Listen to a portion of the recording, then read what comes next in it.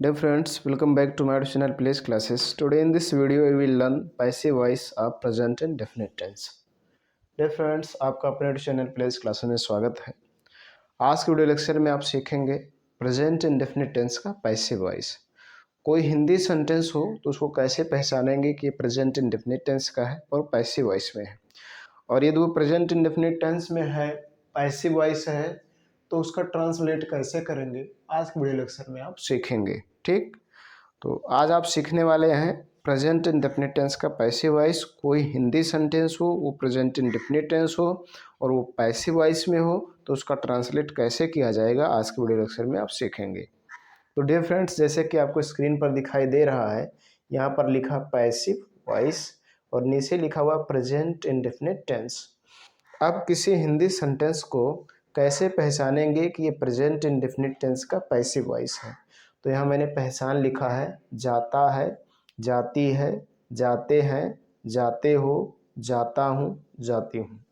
कोई भी हिंदी सेंटेंस हो, यदि उसके अंत में मिले जाता है, जाती है, जाते हैं, जाते हो, जाता हूँ और साथ साथ उसमें एक और क्रिया हो, उसमें एक और मेन वर्ब हो, तो वहाँ पर प्रेजेंट इंडेफिनिट टेंस होता है और वो पैसिव वॉइस में होता है। प्रेजेंट इंडेफिनिट टेंस होता है और वो पैसिव वॉइस में होता है। तो डियर फ्रेंड्स, अब ये पता करेंगे कि उसका ट्रांसलेट कैसे करेंगे। तो पहले मैं कुछ सेंटेंस को लिखा हूँ, उसके माध्यम से समझ लीजिए कि कैसे आप पहचानेंगे कि ये प्रेजेंट इंडेफिनिट टेंस का पैसिव वॉइस है। पर देखेंगे लिखा है, क्या तुम्हें मारा जाता है, तो देखिए इसके अंत में आया है जाता है, देखिए जाता है। बट ये देखिए इसके पहले एक और है मारा, मारा में मारना बना सकते। उसी प्रकार से क्या किताब चुराई जाती है, तो अंत में आया है जाती है, लेकिन इसमें एक शब्द आया है चुराई, चुराई मतलब चुराना, एक क्रिया और है। क्या उन लोगों को तंग किया जाता है, तो अंत में आया जाता है, लेकिन इसमें तंग किया मतलब तंग करना एक और वर्ब है। तो जब किसी सेंटेंस के अंत में जाता है, जाती है, जाते हो, जाता हूँ, जाती हूँ आए और उसमें एक और क्रिया हो, तब वो प्रेजेंट इंडेफिनिट टेंस का पैसिव वॉइस होगा। अन्यथा कहा जाए मैं स्कूल जाता हूँ, ये पैसिव वॉइस है, नहीं है, क्योंकि इसमें जाना ही मुख्य क्रिया है और कोई मुख्य क्रिया नहीं है। तो जब जाना ही, जाता ही मुख्य क्रिया हो और कोई क्रिया ना हो, तो एक्टिव वॉइस होता है, अर्थात वो टेंस होता है और टेंस के अकॉर्डिंग बनाते हैं। लेकिन जब उसमें जाता है, जाती है, जाते हैं, जाते हो, जाता हूँ, जाती हूँ के बाद और कोई एक क्रिया हो, तो वो मेन वर्ब होता है और ये उसकी पहचान होती है, तब वो प्रेजेंट इंडेफिनिट टेंस का पैसिव वॉइस होता है। तो डियर फ्रेंड्स, पिछले वीडियो लेक्चर में आपने सीखा सिंपल और निगेटिव सेंटेंस को ट्रांसलेट कैसे करेंगे। आज के वीडियो लेक्चर में आप सीखने वाले हैं इंट्रोगेटिव सेंटेंस को और इंट्रोगेटिव निगेटिव सेंटेंस को ट्रांसलेट कैसे करेंगे। तो डियर फ्रेंड्स, जैसे कि आपको पता होगा कि इंट्रोगेटिव सेंटेंस किसे कहते हैं। A sentence that ask a question is called an interrogative sentence. एक ऐसा वाक्य जो आपसे क्वेश्चन करे, एक सवाल करे, एक प्रश्न करे, उसे कहते हैं प्रश्नवाचक वाक्य। जैसे क्या तुम्हें मारा जाता है, तो एक सवाल किया जा रहा है आपसे। तो जब क्वेश्चन, कोई सवाल, कोई प्रश्न आपसे किया जाए तो इंट्रोगेटिव सेंटेंस होगा। इंट्रोगेटिव सेंटेंस की सबसे बड़ी पहचान यही, अंत में जो बना इस तरह से यही होता है। किसी भी सेंटेंस के अंत में ऐसा बना हो, इसको क्वेश्चन मार्क कहते हैं, तो आपका इंट्रोगेटिव सेंटेंस होगा। अब डियर फ्रेंड्स, जो इंट्रोगेटिव सेंटेंस होता है वो दो प्रकार का होता है। There are two types of interrogative sentence. Number one, yes no type interrogative sentence. Number two, WS type interrogative sentence. तो इंट्रोगेटिव सेंटेंस दो प्रकार का होता है। If you can answer yes और no, then we call it yes no type interrogative sentence. If we can not answer yes और no, then we call it WS type interrogative sentence. यदि हम उसका आंसर यस या no दे सकते हैं तो उसे कहेंगे yes no type interrogative sentence, और यदि हम उसका आंसर यस या नो नहीं दे सकते हैं तो उसे हम कहेंगे WS टाइप इंट्रोगेटिव सेंटेंस। जैसे मैं आपसे कहूँ क्या तुम्हें मारा जाता है, तो आप कह सकते हैं यस, हाँ, या कह सकते हैं नो, अर्थात इसका जवाब आप यस या नो दे सकते हैं। फिर क्या किताब चुराई जाती है, तो आप कह सकते हैं यस या कह सकते हैं नो, अर्थात इसका जवाब आप यस या नो दे सकते हैं। इसी प्रकार से अगला, क्या उन लोगों को तंग किया जाता है, तो आप कह सकते हैं यस या कह सकते हैं नो, अर्थात इनका जवाब आप यस या नो दे सकते हैं। तो जिन सेंटेंसों का, जिन इंट्रोगेटिव सेंटेंसों का जवाब यस या नो दिया जा सके उसे कहते हैं yes no type interrogative sentence. Yes no type interrogative sentence की सबसे बड़ी पहचान होती है शुरू में क्या होगा, अंत में क्वेश्चन मार्क। लेकिन डियर फ्रेंड्स, कभी कभी ऐसा होता है कि शुरू में क्या होता है फिर भी वो yes no type interrogative sentence नहीं होता। जैसे क्या चल रहा है, yes no type interrogative sentence नहीं है। क्या हुआ, yes no type interrogative sentence नहीं है। तो ऐसे कुछ सेंटेंस होते हैं जिनके शुरू में क्या होता है फिर भी वो yes no type interrogative sentence नहीं होते हैं। तो आपको ये चेक करना है कि आप उसका जवाब यस या नो दिया जा सकता है।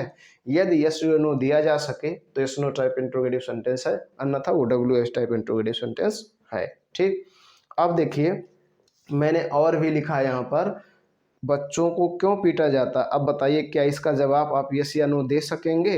हीरा कहाँ पाया जाता है, क्या इसका जवाब आप यस या नो दे सकेंगे। नहीं। तो जब जिनका जवाब यस या नो ना दिया जा सके उसे कहते हैं W S type interrogative sentence. W S type interrogative sentence. ठीक, तो डियर फ्रेंड्स, मैं उम्मीद करता हूँ आप समझ गए होंगे कि yes no type interrogative sentence क्या होता है और W S type interrogative sentence क्या होता है। जिनका जवाब आप यस या नो दे सकें उसे yes no type interrogative sentence, और जिनका जवाब आप यस या नो ना दे सके उसे W S type interrogative sentence कहते हैं। ठीक, अब डियर फ्रेंड्स बात ये आती है कि उनको ट्रांसलेट कैसे करेंगे। तो मैंने यहाँ रूल्स लिखा है, यस नो टाइप को इस रूल्स पे ट्रांसलेट करेंगे। सबसे पहले इज, एम, आर, इनमें से कोई एक लगाएंगे, फिर ऑब्जेक्ट लिखेंगे, फिर V3 लगाएंगे, फिर अदर वर्ड, फिर क्वेश्चन मार्क। पैसिव वॉइस में सब्जेक्ट का पता नहीं होता है, कभी कभी के द्वारा शब्द आता है तो उसको बाय लगाकर लिख दिया जाता है। क्या तुम्हें मारा जाता है, सबसे पहले इज, एम, आर लगाओ, ऑब्जेक्ट को देखकर तुम्हें, तुम्हें की इंग्लिश यू लगाया जाएगा, यू के साथ लगाएंगे आर, तो आर। उसके बाद ऑब्जेक्ट तुम्हें की इंग्लिश यू।